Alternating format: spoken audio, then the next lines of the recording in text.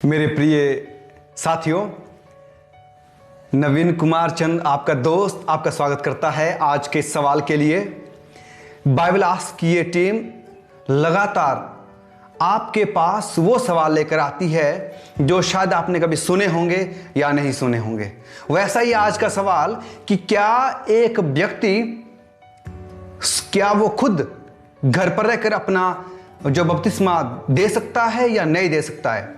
फिर से मैं सवाल दोहराना चाहूंगा कि क्या एक व्यक्ति अपना बपतिस्मा वो खुद ले सकता है या नहीं ले सकता है। आज के सवाल को हम देखेंगे। अगर आप परमेश्वर के वचन में पढ़ें, जरूरी है, किसी परमेश्वर के दास ने कहा है कि जब हम परमेश्वर के वचन को पढ़ें तो हम उसको ऐसे पढ़ें, उसके लिए एक शब्द कहा गया जिसे हम कहते हैं इंग्लिश में माइक्रोस्कोपिकली, यानी कि सूक्ष्मदर्शी का जिस चीज के लिए हम इस्तेमाल करते हैं, बहुत ही बारीकी से हम परमेश्वर के वचन को पढ़ें। तो हमें जरूरी है कि जब हम पढ़ते हैं तो ध्यान दें कि परमेश्वर का वचन हमसे क्या कहता है, क्योंकि सच्चाई का जानना बहुत जरूरी है। और आज के सवाल के लिए जब हम परमेश्वर के वचन को पढ़ते हैं तो हम पाते हैं कि परमेश्वर का वचन हमें किस ओर अग्रसर करता है, हमें क्या बताता है इस बारे में। अगर आप पहला तीमुथियुस उसका 4 अध्याय उसकी 14 आयत पढ़ेंगे, पहला तीमुथियुस उसका 4 अध्याय उसकी 14 आयत, आइए पढ़ते हैं। पहला तीमुथियुस उसका 4 अध्याय उसकी 14 आयत कहती है, उस वरदान से जो तुझ में है और भविष्यवाणी के द्वारा प्राचीनों के हाथ रखते समय तुझे मिला था, निश्चिंत रहे। यहां पर हम देखते हैं कि तीमुथियुस को कहा जा रहा है कि जो वरदान उसे मिला है, जो आशीष उसे मिली है, किसके द्वारा?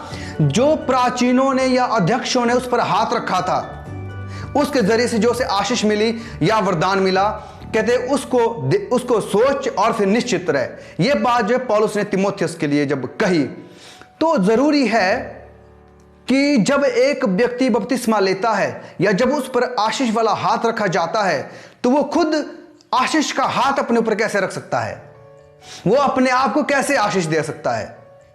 इसके लिए परमेश्वर ने जो परमेश्वर के वचन में जब हम पढ़ते हैं तो परमेश्वर का वचन कहता है कि उसने पादरी साहिबान जो पासवान हैं या अध्यक्ष हैं या जो प्राचीन हैं या जो परमेश्वर के सेवक हैं, उनको चुना है कि वो परमेश्वर के जो लोग हैं उन पर आशीष के लिए अपना हाथ रखें। आइए एक और आयत पढ़ते हैं और वहां पर पाते हैं कि परमेश्वर का वचन हमसे क्या कहता है।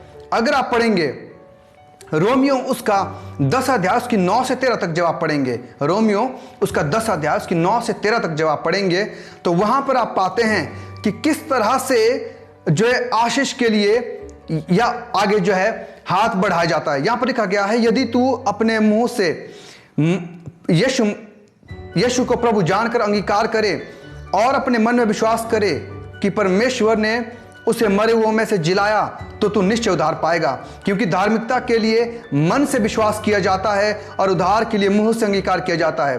क्योंकि पवित्र शास्त्र यह कहता है कि जो कोई उस पर विश्वास करेगा वो लज्जित ना होगा। यहूदियों और यूनानियों में कुछ भेद नहीं, इसीलिए कि वो सब प्रभु का है और अपने सब नाम लेने वालों के लिए उद्धार है। जो कोई प्रभु का नाम लेगा वो उद्धार पाएगा। देखिए, प्रभु के नाम से, उस परमेश्वर के नाम से ही आशीष मिल सकती है, आशीष हो सकती है। तो मेरे प्यारे दर्शकों, मेरे प्यारे भाइयों, मेरे प्यारी बहनों, हम इस बात को, इस अवधारणा को अपने जहन से बिल्कुल निकाल दें कि हम खुद का बपतिस्मा खुद ले सकते हैं या घर पर रहकर जो हम बपतिस्मा ले सकते हैं। नहीं, इसके लिए जरूरी है कि परमेश्वर ने जो योजना इसके लिए बनाई है या जो रास्ता या मार्ग या जो तरीका इसके लिए ठहराया है, हम उसी तरीके या उसी मार्ग का पालन करें। और ये मार्ग, ये रास्ता हम जो है मत्ती उसका 28 अध्याय उसकी 19 और 20 में जब हम पाते हैं, मत्ती उसका 28 अध्याय उसकी 19 और 20 में, आइए पढ़ते हैं।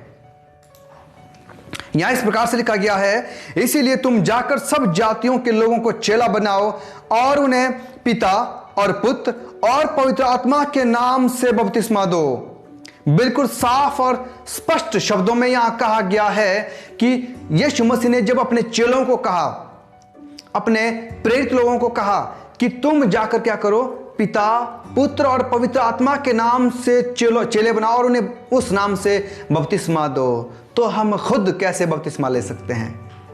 तो मेरे प्यारे दोस्तों, मेरे प्यारे मित्रगण, मैं आपसे ये गुजारिश करना चाहता हूँ कि हम परमेश्वर के वचन को उसकी गहराई तक पढ़ें, ताकि हम सच्चाई से जो है वो हट ना जाएं, अलग ना हो जाएं, पर उसमें बने रहें।